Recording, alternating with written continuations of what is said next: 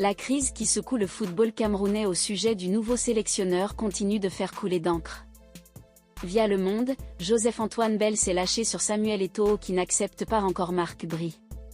Une déclaration assez forte sur le quadruple ballon d'or actuellement éprouvé par la perte de son père. Les choses sont toujours tendues entre le ministre des Sports, Mouel Combi Narcisse et le président de la FECAFOOT, Samuel Eto'o depuis le 2 avril dernier. Alors que les Camerounais attendent un nouveau sélectionneur pour prendre la place de Rigobert Song, remercié après la CAN 2023, le MINCEP avec l'aval du secrétaire général de la présidence a nommé le technicien Marc Bry. Inconnu des amateurs de football, le compatriote d'Hugo Bross fait l'objet d'un grand bras de fer entre la Fédération camerounaise de foot et le gouvernement. Alors que les choses virent à l'aigre et qu'on attend un dénouement heureux, Joseph-Antoine Bell s'est confié.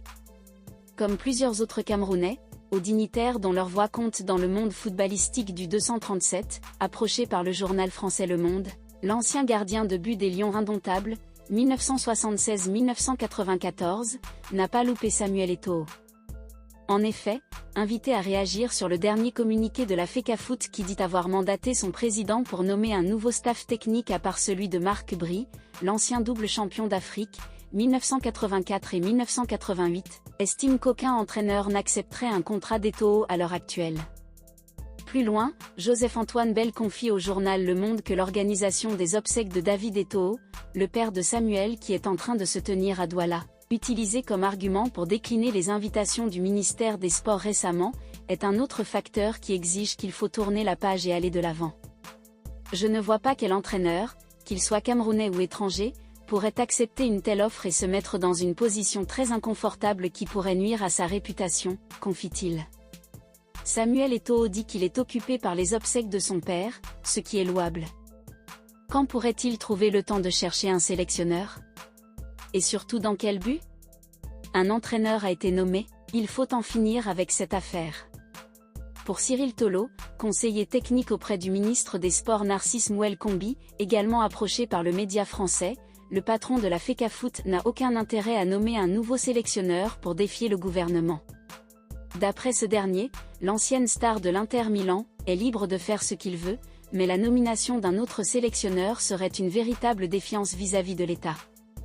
Nous continuons de penser qu'il aime son pays, qu'il respecte ses institutions et qu'il reviendra à de meilleurs sentiments.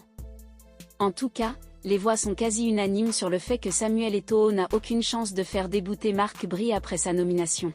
D'ailleurs, les 72 heures données par la FECAFOOT pour la nomination d'un nouveau staff sont déjà passées sans que rien ne soit annoncé. D'après les indiscrétions, la primature aurait décidé de concilier les camps avec une réunion qui devrait se tenir ce jeudi. Mais avec les obsèques de David Eto'o en cours, cette assise n'a pas eu lieu. Reste à savoir si après ce week-end, les tractations en cours pour trouver un terrain d'entente au sujet du nouveau sélectionneur des Lions indomptables aboutiront. Pour rappel, plusieurs membres du nouveau staff technique n'ont pas encore signé leur acte d'engagement puisqu'à part le sélectionneur et ses adjoints qui sont en charge par l'État, c'est la fédération qui se charge de gérer les autres membres du staff technique. Il est donc impératif qu'une entente soit trouvée pour que les choses avancent rapidement pour le bien du football camerounais. Dès le mois de juin, André Onana et ses autres coéquipiers seront appelés à défendre les couleurs nationales dans le cadre des éliminatoires de la Coupe du Monde 2026.